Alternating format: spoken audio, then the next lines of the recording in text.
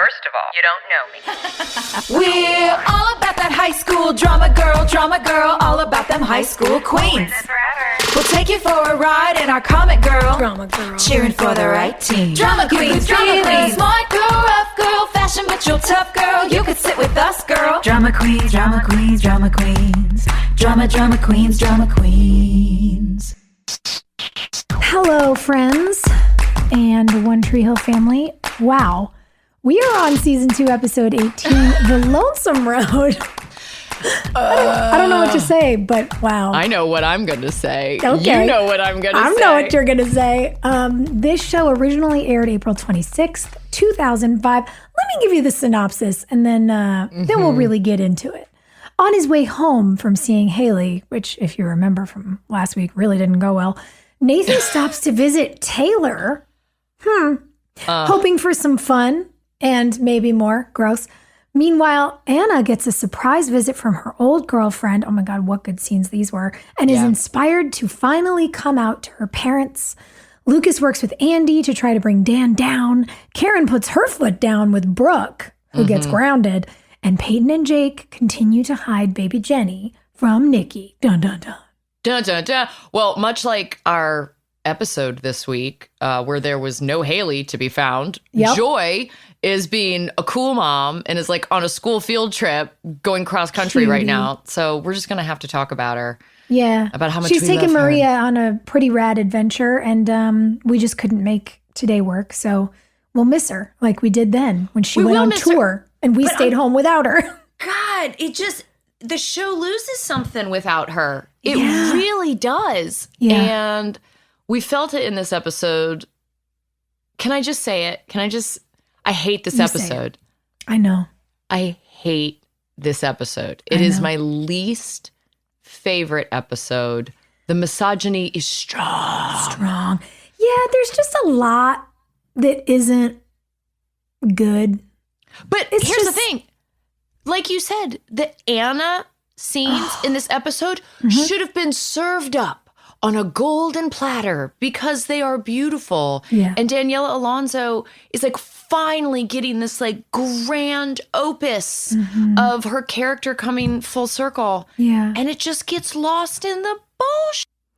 Well, and you know what's interesting? So I was thinking about this as I was watching it, because for our friends at home, we normally watch these episodes together. We get on Zoom if we're not, obviously in the same city, and we watch them together. That's where all the reaction videos come from. And sometimes we're very shocked by things. We didn't need reactions for this one. We really didn't. They needed to be buried. But, then we jump into the podcast and we talk about it because we've just done it together. We've all been scribbling notes and laughing about things.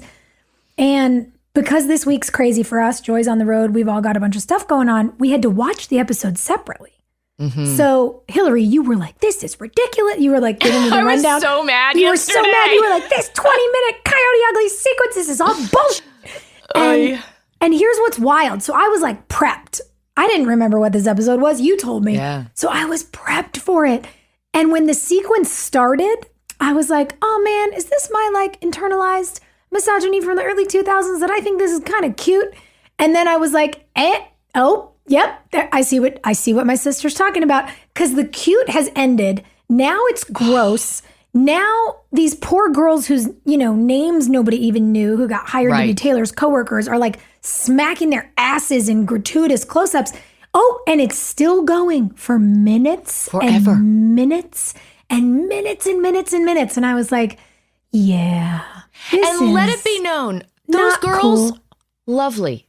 They're good dancers, beautiful girls. Oh, yeah. They deserved lines. We're not criticizing them. No, not even little. It's what the people in charge decided to do with minutes of screen time with a bunch of young women. They took it from like a potentially cute moment. Yeah. And made it just about like gyrating bodies and booty close-ups. Butts. No, to your point, no dialogue for these girls, no fun bar banter, no, that's the brother-in-law, like nothing that advanced the story. And I just really didn't like it. See, I wouldn't steer you wrong, baby. I know you never would. But I was like, oh my God, I'm going to have to tell her I don't hate it. And I was like, oh, I went from not hating it to really hating it. Well, I because, see. Look, I loved Coyote Ugly when it came out. Me too. And I bought leather pants at the Wilson's Leather in the mall with such a quickness because I was working at the Buffalo Wing Factory back home in Virginia and was like, I'm going to bartend in leather pants too, you know, in the middle of summer because that's hot. But there's a male gaze and there's a male lens that we've talked about quite a lot. And so there's good stuff in this episode that gets grody because you're looking at it through that male lens. Like Brooke not knowing how to mop in this episode and being down on her hands and knees made me so mad, Sophia. I know it did. I gotta say, I think, again, I was prepped. It's like when you go to a movie thinking it's going to be great and it isn't, you're let down. But when somebody tells you it's not great, you're like, actually, I thought it was kind of good. I thought the scene, I forgot about it. I forgot shooting that. So the memory that came with it made me laugh so hard. I thought Brooke Davis having no idea how to mop a floor and using a sponge, like looking up me as her, looking up at Lucas going, is that wrong? I burst out laughing. I was like, this to me is funny. But I also was like, well, it's going to make Hilarie so mad. I'm just like, why do we have this girl that just accomplished so much? I know. Back on her hands and knees. I know. Like, how do we get that girl back on her knees? I will say what I didn't like about it was the way that it was shot. Yes, that's what I'm saying. It had me positioned in a way with a man standing behind me that I thought was not classy. I thought the shots and the humor then, again, in the camera angle, and this is sort of a production note, that I didn't like. I was like, guys, you could have put the camera in a space where my head was like level with his chest, not with his groin. Like, that's gross. And to your point, that's male gish that just... As an actor, especially, you don't know that's happening to you because you're not behind the monitor. You can't see the angle. And that was what I didn't like. I liked the innocence of, you know, the Brooke Davis who's never done chores, but I didn't like that. The comedy of that is adorable. And there was a way to do it in an adorable way. And you on your knees with a boy looming over you. I didn't like that. There's a punchline in there that doesn't have to be said out loud, but the viewer sees it, you know, and it's. Yes.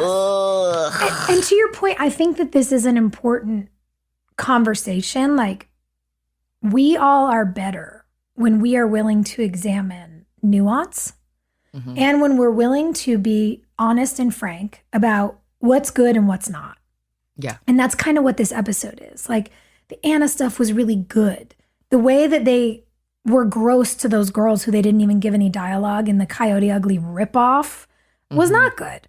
The humor in the Brooke and Lucas scene, and when he says, Brooke, this is a mop, like, there was some gold. And, you know, is that wrong? I'm never going to stop thinking about it. There was some comedic gold there. That was good. Because you mined for it. Because you did it. Thank you. I will take it. Like, that was good, but then the way it was shot was bad. And I think for us, all of us really, it's always good to go back and look at how we can examine those dualities in things we've done, work we've done, experiences we've had, you know, whatever the thing might be that you're looking at, so that you can more quickly spot the good and the bad in the present and try to filter out the bad. So, you know, there were things about the episode I liked, and man, there were things I really did not. Well, maybe we'll set the table with this because, guys, just so you know, Sophia and I conferred before we taped this podcast because I was like, I don't want to be Debbie Downer, man. I don't want to be like, this one sucks, but also this one sucks. But then we also were like, okay, well, what else was going on in 2005 that was questionable? Because there's a ton of questionable shit in this episode. You know, like Peyton tells like a white trash joke that, it doesn't feel great. It's cringy. It's cringy. But back then, you know, people were still saying all sorts of inappropriate stuff. And so we pulled up a list. Hold on. We've got a list of 2005 movies and songs. So we wanted to know what was popular then that might be a little cringy now. We've evolved. We've got the top movies of 2005 were Into the Blue, Hitch, The Dukes of Hazzard. Oh, baby. Oof. Wedding Crashers. Yeah. And American Pie Band Camp. I mean, it's a lot of dick jokes in those movies. So many dick jokes in all of these things. But they're hits. They had a theme. And then the songs of 2005. Don't Ya by the Pussycat Dolls. Oh, my God. Gold Digger by Kanye West. My Humps, the Opus by the Black Eyed Peas. It's art. Just a Little Bit by 50 Cent. Candy Shop by 50 Cent. He had a big year. He had a moment. Drop It Like It's Hot by Snoop Dogg, which I will say stands the test of time. That is a classic. That one can still get it. That one can stand. Therein is the duality. It's like it could be a whole era of dick jokes and songs about boobs and butts. Yeah. But Drop It Like It's Hot is iconic. Gold. I'd like to keep the Drop It Like It's Hot and veto the misogyny and the Confederate flag permanently. That's what I'd like. I think those should go away.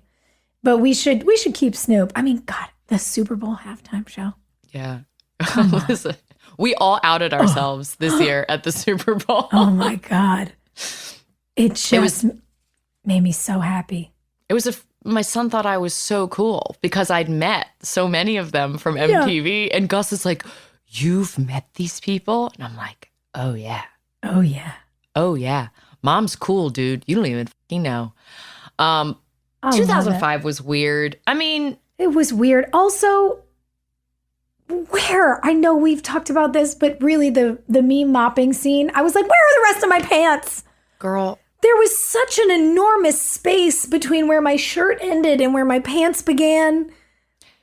Do you think that's why people started getting tramp stamp tattoos, just to like bridge the gap? To bridge that giant gap of just pale flesh? Oh, man. Maybe. It's not too late. We could still get those. So I don't think I want one. I've thought about where I might want my next tattoo, and I just don't think that's ever going to be a place for me. You know what I would like to do, though? I think perhaps we should make some temporary tattoos and maybe have one for like a week. That'd be fun. That's a good idea. Yeah, I'd like a tramp stamp for a week. Also, are we allowed to say that? Is that a term that lives in 2005?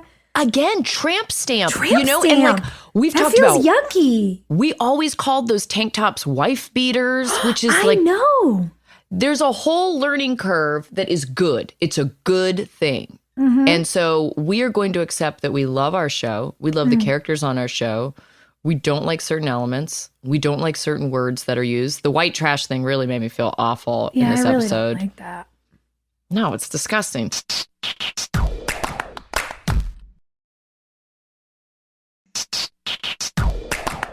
How in the same show then do you have this storyline with Anna? Let's talk about the glowing moment of the show. Mm-hmm. I have two. Okay. Anna and Darby. Yes. And Jake and Whitey. Oh, yeah, that was a good scene. That was good. Really winning moments. But yes, let's start with Anna. I just love watching Daniella work. Mm-hmm. And it's funny, this episode gave me the same feeling I had when she came on Animal Kingdom. Did you watch that show, that AMC show? Oh, yes. Oh, yes. I love that show.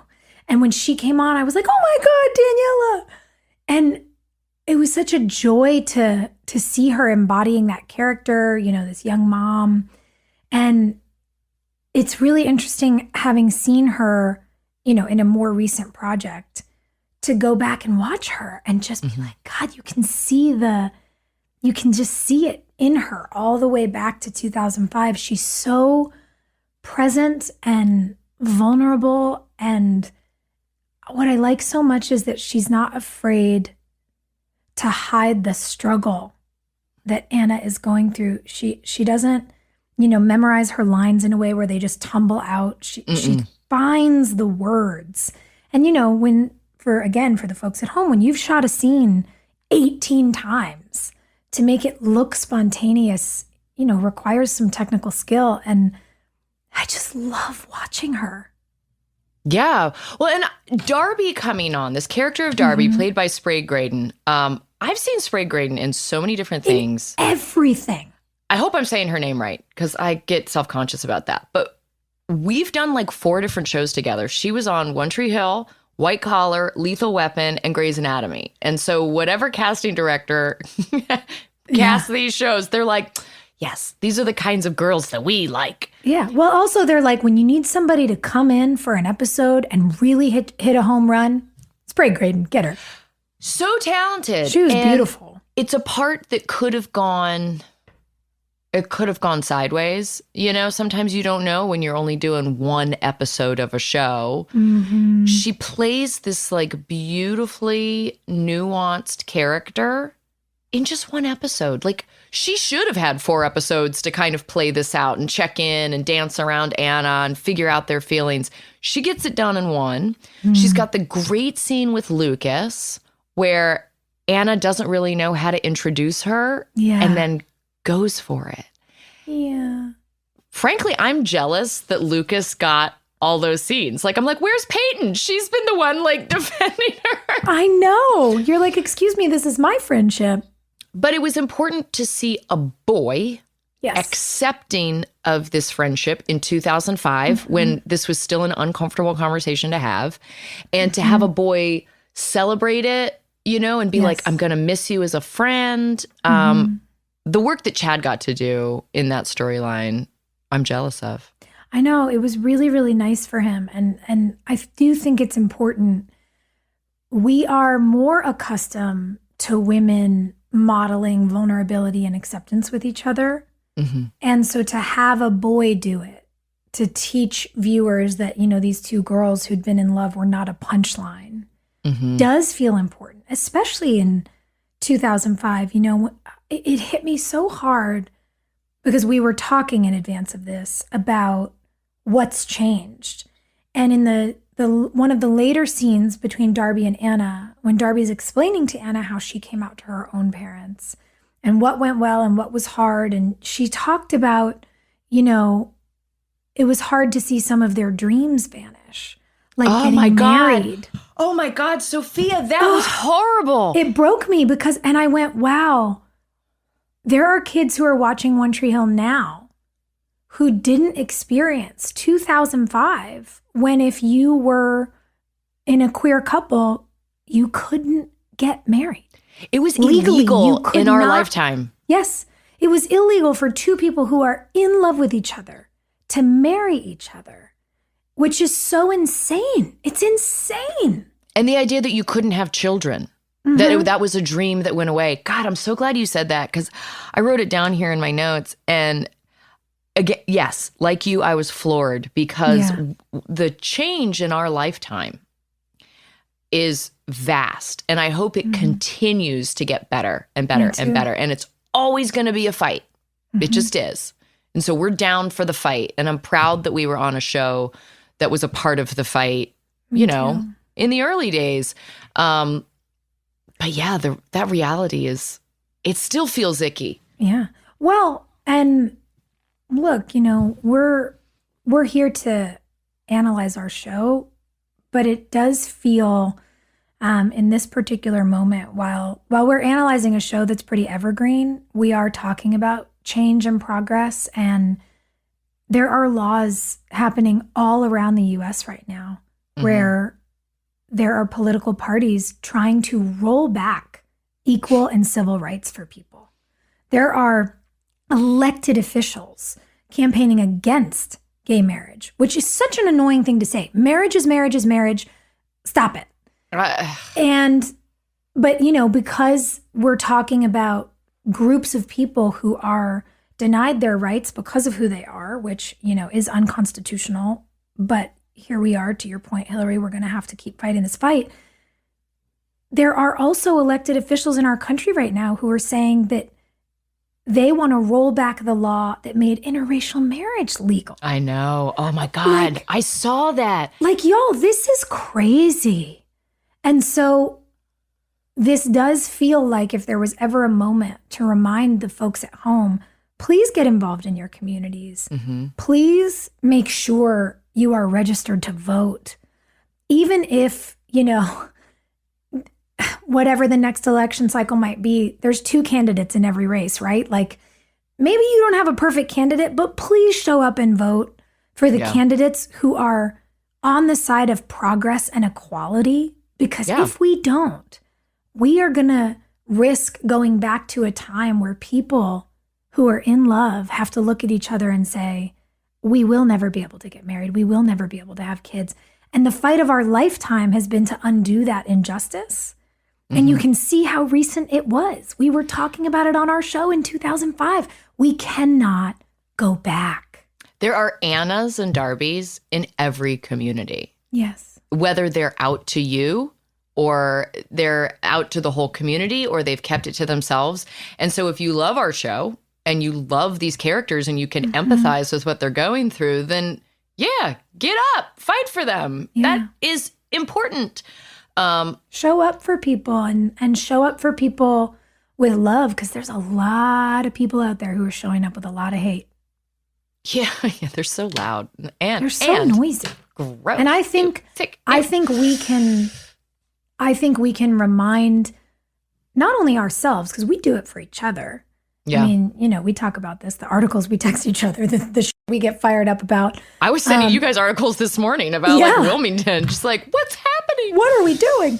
But, I think not only do we do that in our friendship with each other, but I think that the sort of friendship of spirit that our show has created for us and for our viewers and our fans and all of our One Tree Hill friends, I think we can use that as an example to show up in love as well. So Gus and I talk about this a lot, and maybe we'll get away from our how much I dislike this episode, with the exception of the Anna storyline, by venturing into this. But my son wants to be a director, and he's like, I'm going to make horror movies. And I have these conversations with him at a young age, like, why? Why do you want to make a horror movie? And he's like, well, I think they're fun.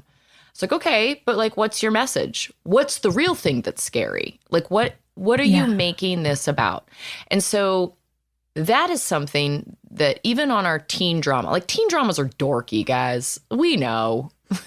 We never won an Emmy for One Tree Hill. But if we advanced the ball for people like Anna, if we opened the door for people to have conversations that used to be uncomfortable, that are maybe less uncomfortable, that's more important. And so the why, and I do think our show sometimes did a very good job of being dorky and thereby making these conversations not intimidating. It's like, oh, well, if these little ding-dongs can do it, we can have this hard talk. I can go to my parents, it's actually really interesting you say that. We were, it was in an early episode of Good Sam. I only remember because Edwin and I had to go to this like fancy restaurant and our characters were going on a date. And then we see our dads there and we're like, our dads are in cahoots. And we had this lovely woman who's not our normal set photographer. She was filling in because our normal gal was away with her family. And she was an older lady. She was like in her 60s. And she said to me on the way out after we wrapped, it was like 1 a.m. We're all going to the vans to go home. And she says, hey, I just really want to thank you. Your show, One Tree Hill, was really impactful for me because my granddaughter loved it. So then my daughter started watching it with her. And then I started watching it with them. And it got 3 generations of us talking to each other. And my granddaughter started talking to us about the things going on in her life that she would never open up about before. And I just thought, man, those are the kind of shows I want to be a part of that just help families talk to each other. Yeah, there's, that's literally all our show was. It's just people talking to each other. Okay, so here's what I want to get. I want to get your take on Karen just being like so angry. Okay, all the women in this episode are just turned up to 11. It's like how a man thinks a woman talks. And so Karen's like super fucking mad. Yeah. super mad. Also, what they did with Taylor being like, yeah, I was just testing you. I wasn't really going to have sex with you. Ew. That was the thing. It was like so many of the choices that women were making in this were really bothering me. It was like all of a sudden Brooke went from being like, oh, I'm doing the designated driving thing and I'm also, school president to like party drunk. Mm-hmm. And it was like, well, this felt like a little bit of a backslide, which I would understand if there was like a reason for it. Yeah. You know what's interesting? I hear you on that. And I think, look, at the end of the day, like kids are kids. Yeah. And if you're the designated driver one weekend, maybe one of your friends is the designated driver the next weekend. I mean, it's like now that we're so distant from high school, we want to be like, no, you don't need that. But then I think about it and I'm like, yeah, a lot of kids partied in high school. Okay. So I think what was missing for me was more of the space filler. Like what I would have appreciated is if you'd seen Brooke go to the party with Bevan and make the decision. And Bevan be like, you haven't been out with us in, 2 months. I'll drive you home. I won't drink. And then you'd see Brooke make the decision to like party and you'd notice the time and she'd be like, okay, I'll just stay for 30 more minutes. And you'd see Karen like waiting for her at the cafe. But we couldn't do any of that because there was a 17-minute long sequence of dancing on a bar. We lost all the scenes we needed. I wanted to see Brooke dancing at the party. Damn it. Damn it. Yeah. How you fill those 41, 42 minutes is very important. Yeah, because if we'd done a better job at telling the story about a young girl who's trying to juggle her social life, her work responsibilities, her class presidency, her DW Not I initiative, like living in a new house. Yeah, that would have been cool. But we kind of cheated and we fast forwarded through some things that would have been, I think, meaningful to see. Talking about meaningful things, yes, 100%. And seeing Karen panic that like, oh no, Brooke is going to become another one of me, under my roof. I promised her parents that I would take care of her. Mm-hmm. Instead, she's just like at your door yelling at you and like mad at you for buying makeup. How much did you love the Mark product makeup placement? So mad about it. I'm like, I had to do a commercial for a brand for free, and that's rude. And I want to say Joy is the one that actually did the cover of Mark magazine. Did she? Remember? Yeah. I did one with Lala Anthony. Yeah. When it first came out at MTV, and then Joy, I'm pretty sure did a cover for Mark magazine, but they had her out on the road. And they're like, well, we'll have Brooke have like a huge treasure trove of Mark cosmetics. All this makeup, which by the way, doesn't make any sense because she says to Karen in one scene, like, ooh, I spent the money you gave me. And then she's like, look at all the stuff I bought. And it's like, well, where'd you get the money for that? Yeah. That felt weird. That felt weird to me. It was the first subscription makeup. Remember, it was like Mary Kay, but for young people. It was Mary Kay. And so It was essentially like all these sites that we order from now. It's amazing. Time travel. I will say though, I did love what Moira and I got to do. The way that she explained, chores and things and getting to play a little bit of the genuine confusion of like, well, what do you mean? So I pick one, like I pick one. How does it work, ma'am? And there was like it was sweet for me to look back and go, I chose to play that with her in a way that was tender and earnest rather than like bitchy and affected. Exactly. And I loved it. I was like, oh, I had some good instincts going in this episode. You did. Because it could have been another example of females being written as, intolerable, really. There's so many just like... intolerable, entitled, like... Yeah, there's so many things in this script where I'm just like, where was the girl in the room to guide this? But thankfully, we had people on set that could guide things, you being one of them. I struggled a lot. Like, if we're taking screen time away from storylines to have the butts and the boobs, Jake doing the whole custody thing with his daughter without a parent present. Like, what lawyer is going to meet with a 16, 17-year-old kid without a parent present?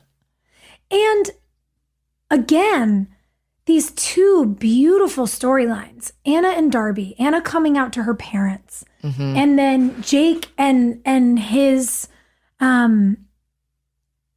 being caught truly in between a rock and a hard place. You know, it's so easy when we think about, you know, the law and issues to go, well, there's a right and a wrong, and this is very black and white.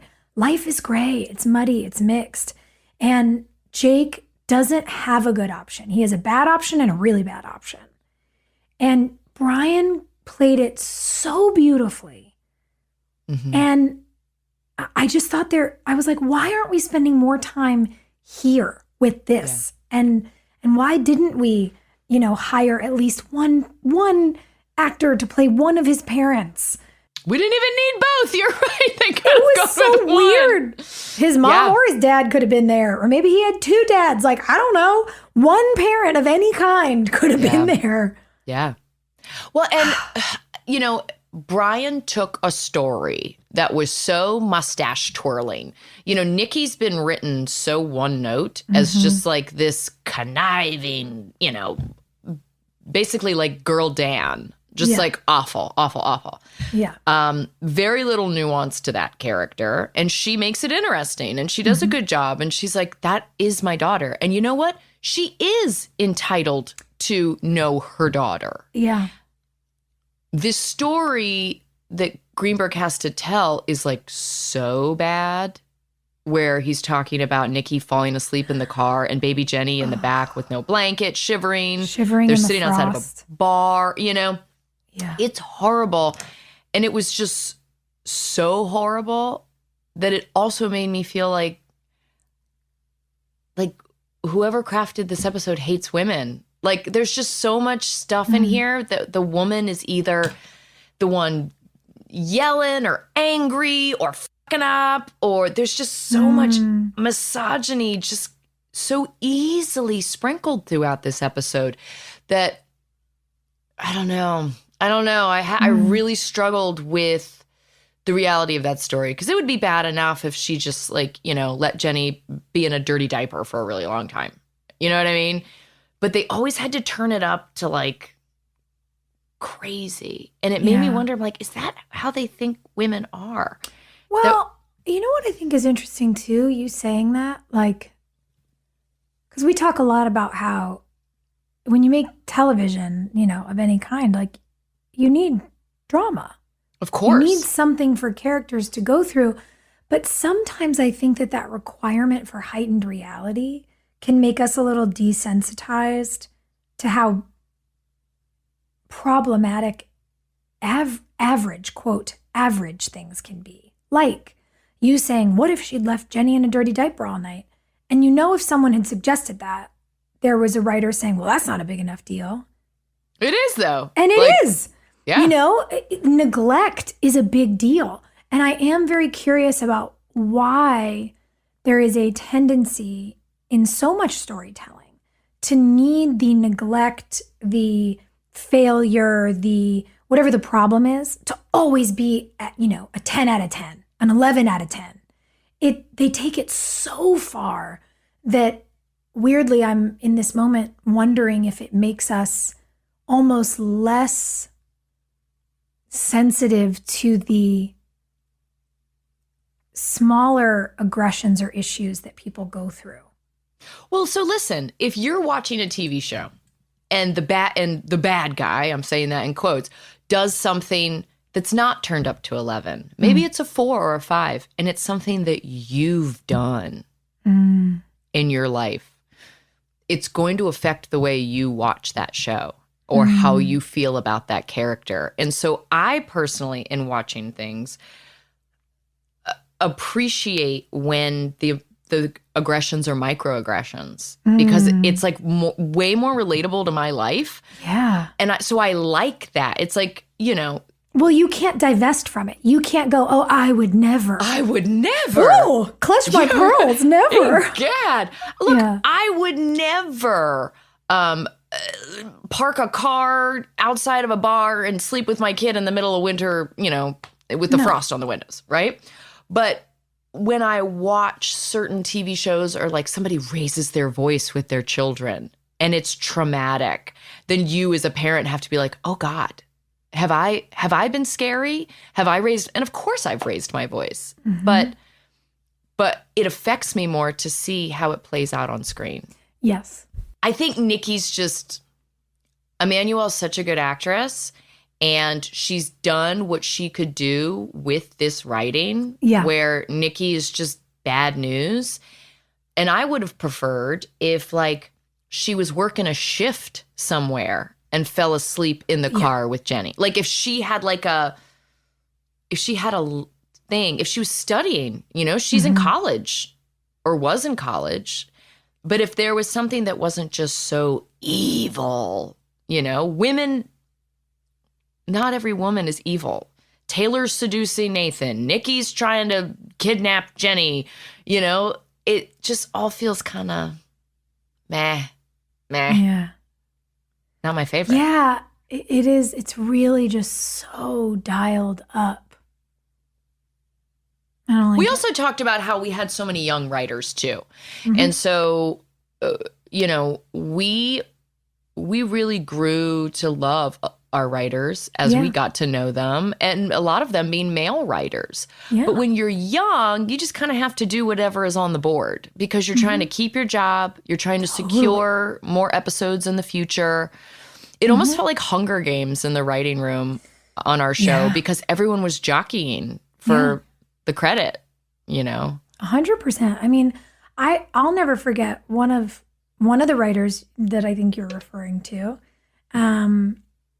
who I won't mention by name just until I catch up with him and then see if he cares if I say who he is or not. But I remember, sitting all the way flash forward to season 8 when, we thought we were wrapping the show before we knew we were going to come back for the final 13 of 9. And I remember sitting at a, bar top having dinner with 2 of the guys who'd been writing on our show from the beginning, who started out, basically like as grunts in the writing room. And they shared with me some stories that I didn't know. And they talked about, things they'd heard about in LA, like starting in season 1, like when Creepy He, who we do not speak of on our show, who was inappropriate with so many people, but was real inappropriate with me, like real handsy. And it got kind of physical. I just like had a knee-jerk reaction and I hit him like hard. What I didn't know is that he went back to the writer's room, like hemming and hawing and screaming. I think the phrase that sticks out to me, and I quote, was, "Who does that entitled little bitch think she is?" And one of the guys said, "I don't know, maybe she thinks she's entitled to not get her ass grabbed by her boss." Like, right? Yes, trying to break the tension in the room. And then was summarily told, do you like having a job here? And it turned into a big fight. And they talked about how they all learned really quickly that defending us could mean they got fired and they were scared. Yeah. And I'm sure there are people who will say, well, they should have done it anyway. No. But, it's not black and white. It's really hard. I compare it to living in a haunted house, Soph. People are like, how'd you live in a haunted house in North Carolina for so long? And it's like, it doesn't happen every day. Exactly. Right? It happens like once every 3 months and it's like, whoa, that was scary. And then it goes back to normal. And that's how it is when you're working in a toxic environment, is that it's okay sometimes. Some days are okay. Some days are beautiful. And some days are really terrible. I think it mirrors, toxic working environments really mirror abusive relationships. Yeah. There is often love there, at least for one person.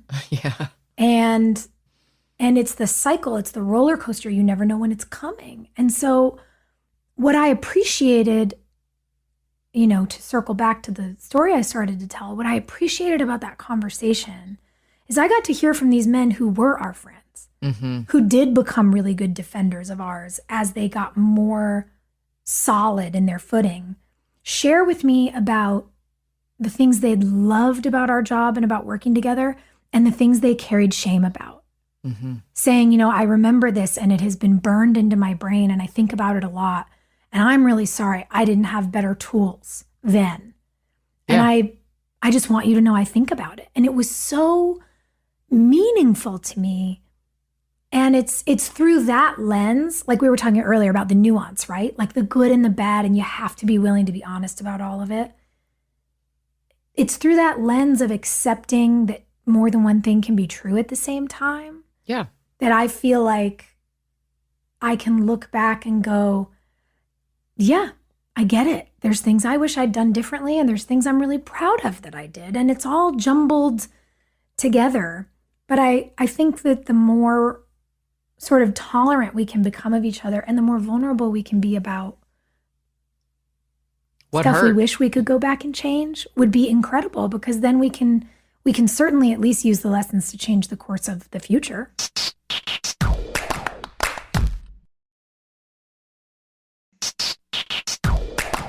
This episode there's so much good stuff in it. I wonder what it would have looked like if Moira directed it. Do you know what I mean? Wow, yeah. The glimmers are there. What would it have looked like if a woman had put these pieces together? Because Chad's stuff is good in this episode. His stuff with you is light and funny. His stuff so with sweet. Anna is lovely. And then his stuff with Dan is all mwahahaha. Yeah. Maybe that's why Dan's such a good character in our show, because that's who was really pulling the strings. That's the character they could connect with the most. Maybe. Yeah. I actually really like that theory. It was funny because watching the Lucas and Dan dynamic, I'm sitting here going, wait, when did it turn? They're suddenly at odds. Dan suspects Lucas. It's a sudden shift, but I want to know more. I want to know what's going to happen. But now they're using all these weird literary metaphors about villains. It's so weird. I'm like, what's? Wait, I thought Dan loved having him there. I don't know. I don't know what's happening, but I need to know more. Well, once the Keith secret is out, right? That's what Lucas was kind of protecting, I suppose. He makes the comment to Dan at some point where he's like, I'm just here so I can get my medication. That's the only reason I'm Yeah, saying you're paying for my meds and I need them to stay alive. Yeah. And then you're right. All the very exposition-y, book references, I didn't know you were a fan of Arthur Conan Doyle. He's like, well, Moriarty's the villain. That's one interpretation. I was like, what's happening? Yeah. Yeah. Someone had just read that book and was like, guys, we should use this one.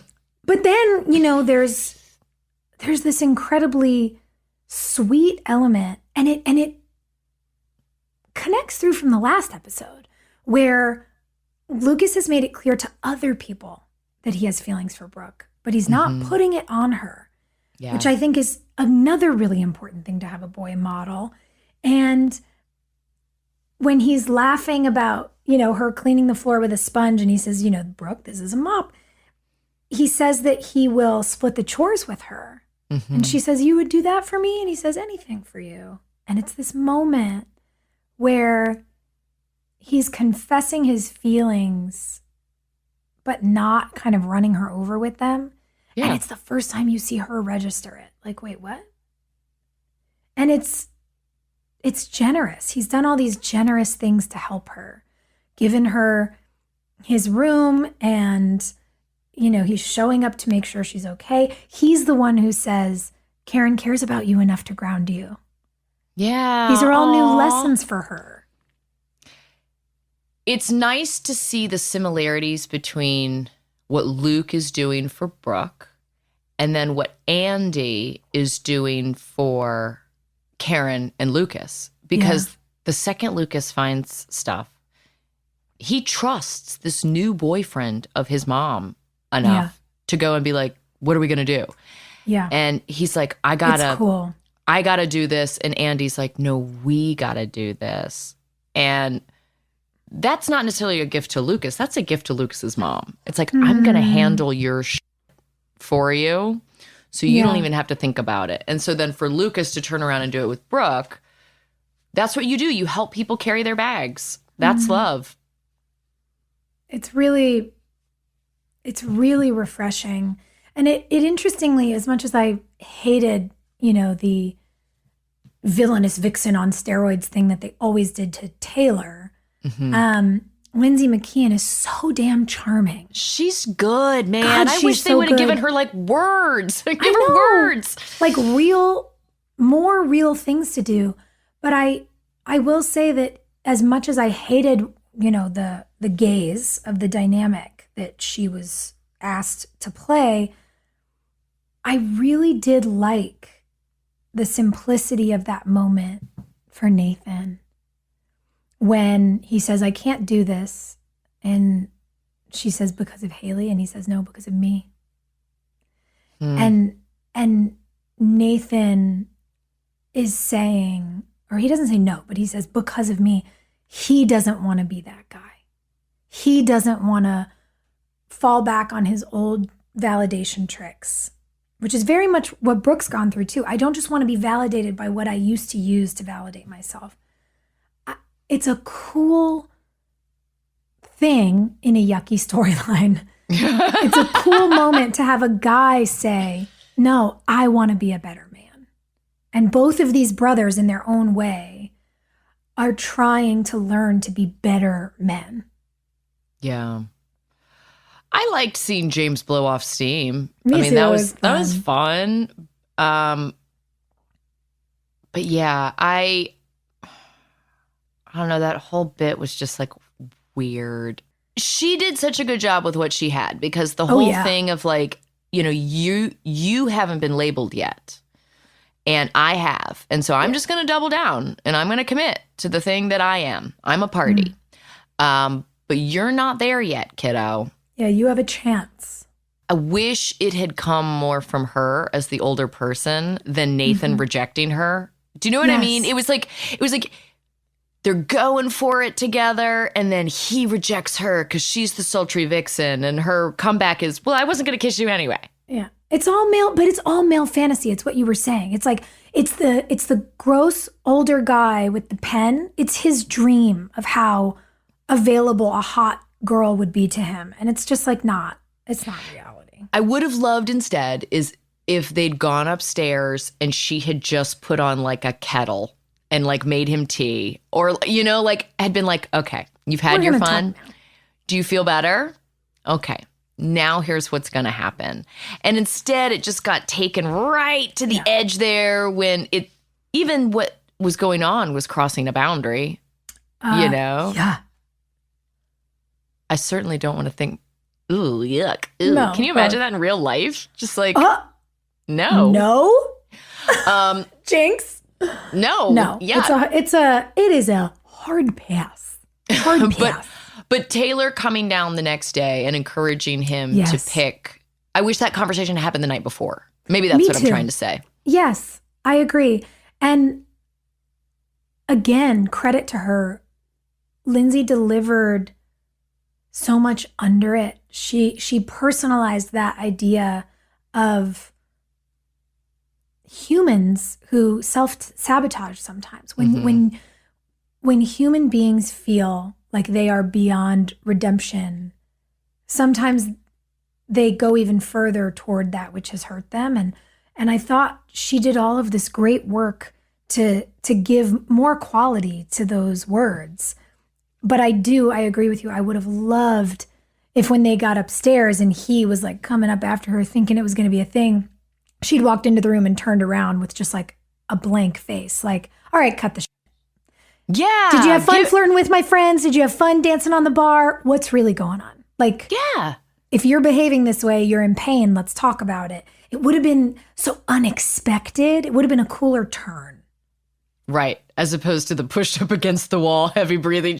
Oh, Lindsay, she's so good, man. She knows how to make that work. And again, we weren't in positions back then to really push back against too much. You get hired to play the hot girl. You got to play the hot girl. You know, that's your gig. Mm-hmm. Now we know that smart is hot and bossy's hot, right? Right? Yeah. Dude, that's why when like Twitter first came out, I started that smart is sexy hashtag. I'm like, you know what's hot? You sure did. I sure did. I'm like, you know what's hot? Being smart. Your brain is hot. The rest of it is like window dressing. I don't care. I don't care. I don't care.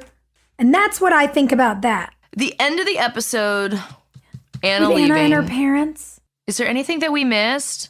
Dan's bag of money. Hold on. Oh, yeah. Dan's creepy money laundering, whatever that is.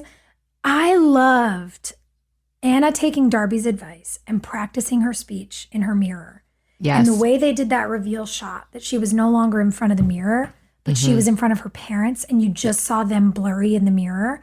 Yes. I thought that was a beautiful directing choice. That's cool camera work. Something that really also stood out to me that I found myself so surprised by, and I know this is like splitting hairs, but you know I love words. She says, Mom, Dad, you know I love you, but there's something I have to tell you. And I was like, why but? Why? Oh my God, what a thing to specifically choose, because so many people, especially in 2005, thought, I love you, but I'm going to tell you something about myself and you might not love me anymore. It broke my heart. Yeah. Like, if my eventual kids ever had to say to me, Mom, this is this thing about my identity, I don't want there to be a but in that sentence. I don't want them to feel that pressure. The assumption is I'm going to say something that ruins that love. Yeah. Instead of I love you and I have something I want to tell you. Mm-hmm. I love you and there's something I've been keeping from you because I'm scared. Mm-hmm. The I love you but I can't. I wrote but in huge letters in my notes. I don't know, it killed me. I wish we'd gotten to keep her after this. Like, I know. That's what killed me is I was like, we made all this progress. Mm-hmm. She went through the whole journey. Yeah. And now she's going back to boarding school. I know. How important would it have been for like teens that really connected with Anna to have her there? Yeah, to have her there, to have her out at Tree Hill High, to have her, fall in love, to have somebody at school be shitty to her about her identity and one of us punch him in the nose. Like, It would have been great to have had her there. Yeah, she's worth more than just the journey of getting there. Like, let's see the rest of it. Mm-hmm. Maybe if she'd put on leather pants and done a Coyote Ugly dance, you could have kept her. God. Babe, that's what we're going to do for our 40th birthday this summer, is we are going to dance on a frickin' bar in little tiny baby pants. And I'm in. Really tight, like painted on leather pants. I'm in. Are those bars still open in New York? I don't know, but let's go find one. It was a moment. I bet they'd let us do it at our old haunts if we just asked. Hey guys, yeah. Can we climb on here? Do you mind if we just get up on this bar? I'll Clorox wipe the bottom of my boots real quick. Right.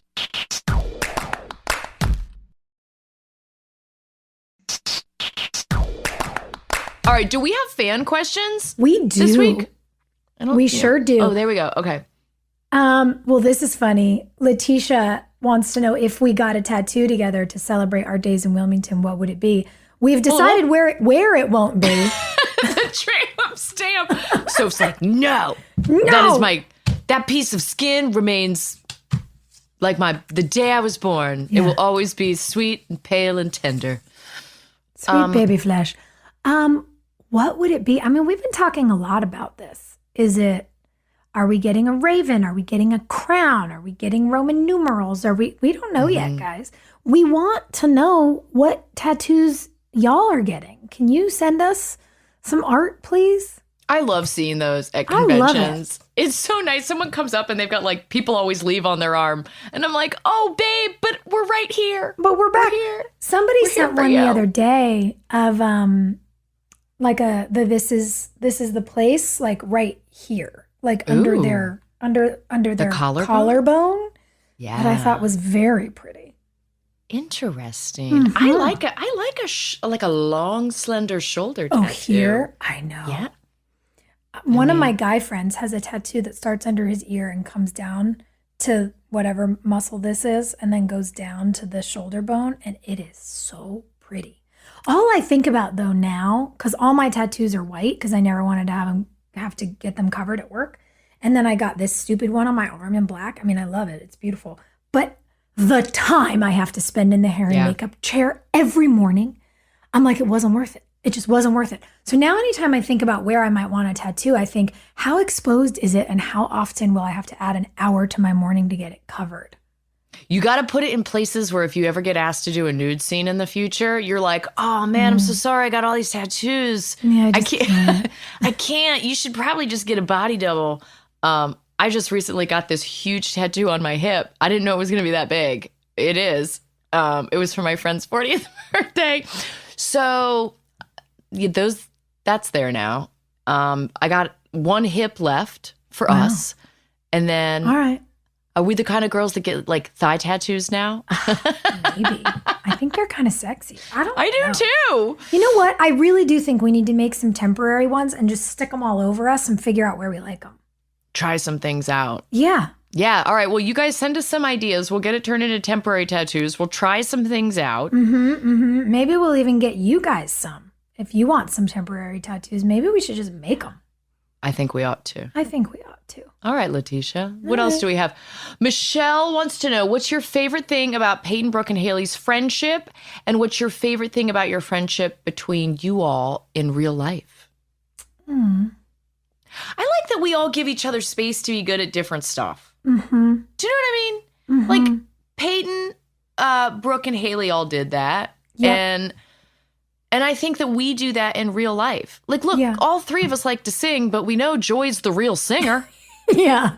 That's her thing. Yep. We all are super involved in advocacy, but like, you're the senator. Like, that's your thing. I'm the farmer. You know, like everyone has bees, but I'm the one that's like really dirty. You know, you have like a full-blown farm. So we give each other space and don't like step on each other with these passions, because identity is something that's sacred. Yeah. And you know what I think is special too is knowing we all have a lot of overlapping loves. Each of us who's kind of the expert at whatever we're expert at supports the others in coming toward our thing. Like, I've seen a lot of friendships, and I think especially among younger women, because society teaches us that we are each other's competition, which is so dumb. I'm like, that's the ultimate misogynistic trick, is to keep women fighting so we don't pay attention and like kick these guys' asses. I've seen female friendships get really tense when it's like, no, that's my thing. You're People copying get territorial. And one of the things I love so much about all of us is that it's like, oh, you want to try this thing I love? Come here. Let me tell you how I did it. Let me tell you what works. Let me tell you what to feed your bees. Let me tell you what. It's very inclusive and welcoming.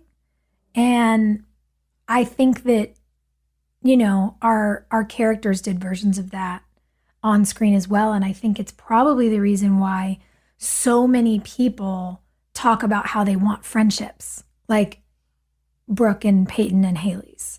And I just think like, oh man, we're so much better in real life than in real life. TV.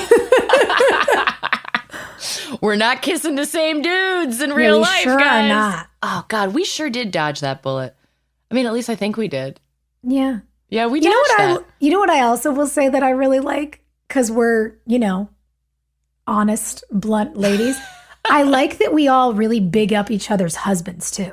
Yes, it's like, important. It's really sweet. And like, guys, we really go in on it. Like, I'll send you guys a photo and you guys are like, Grant looks hot. Yeah. And like, you guys posted your thing about the booze launch. And I was like, Hilarie, Jeff looks freaking hot. Like, he's a babe. We we go so hard for each other that now we like go really hard for each other's partners. Yeah, you have to be with the three of us. You can't just be with one of us. That's crazy. No, it's like we're a package deal. And I love that it isn't just like, oh, he's being sweet or, oh, he did that nice thing for you. Like we're, we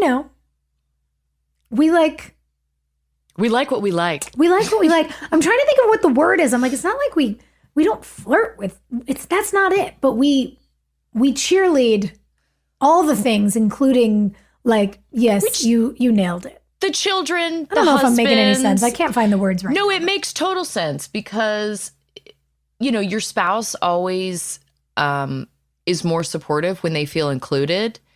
And we've been in relationships in the past where our partners either haven't felt included or felt slighted, and it makes jealous. Yeah, they're jealous of the time and stuff like that. And so I think we all make an effort to love on each other's special people, whether it's kids or spouses or best friends or whatever, so that it's inclusive. So to answer Michelle's question, collaboration over competitiveness and inclusivity are, I think, the most important parts of our friendships. Just love up on your people's people. It makes everything play nice in the sandbox. Yeah, I like that. I like that a lot. We have one last question. Leah, the last OTH co-star you texted besides the three of you. I mean, I did that this morning. Mine's Brian Greenberg. I was on the phone with him yesterday. I texted you and Danielle and Joy this morning. On our group thread. Yeah. Yeah, we have a couple. Danielle. Yeah, Danielle. Yeah. Oh, man. Cheerleading squad. We love our people. We're pretty lucky. Baby, you want to spin a wheel? I really want to spin a wheel. What's it going to do today? Let's do it. You know what? Hey, I'm proud of you because this episode was a real stinker for me and you helped me see the bright side. Thank you. Aww, I love that. All right, our most likely to scream at a spider. Scream at a spider? I mean, in real life? I don't know. I don't know. I mean, all the chicks on our show were like dames, Nobody was really a flower. No. There was just like a giant black widow in my garage. And one of my friends was over here like, oh my God. And I was like, let me just go get a board. I'll kill it. I'm going to get a cup and a piece of paper. And I smashed the poisonous ones, but yeah, I don't know. I've got a collection of their little corpses. Who I would love to see have the at a spider scene on our show would be Skills. I think Antoine would make that so funny. He's good at that physical comedy. Like if Skills were afraid of spiders, it would be completely unexpected and hilarious. And he would ad-lib something great. And it would it would be a very hilarious scene. Do we think Antoine's scared of spiders in real life? Probably not. He's so chill. He'd be like, whatever. There's no sissies on Tree Hill, friends. We don't have any. Tough as nails. What's our next episode, babe? We're getting close to the end of season 2. This is episode 19 coming up. Mm-hmm. It is, I'm wide awake. It's morning. Mm. Do we think it's going to get better? Do we think it's going to be like, I want my Haley back? I will say, we've had these sort of cyclical moments where when we have a show that really creeps us out, often the next one is pretty good. Okay. So I'm hoping that that's the way this is going to go. I can't wait. That 18 was just kind of a slightly unfortunate blip on the radar. Well, we found the silver linings. Thanks to you. Silver linings. My sweet sister who doesn't know how to mop. Loves a sponge. Loves a sponge. You guys are the best. We will we'll see you next week. We'll see you next week. Hey, thanks for listening. Don't forget to leave us a review. You can also follow us on Instagram at Drama Queens OTH. Or email us at dramaqueens@iHeartRadio.com. See you next time. We're all about that high school drama girl, all about them high school queens. We'll take you for a ride in our comic girl, cheering for the right team. Drama queen.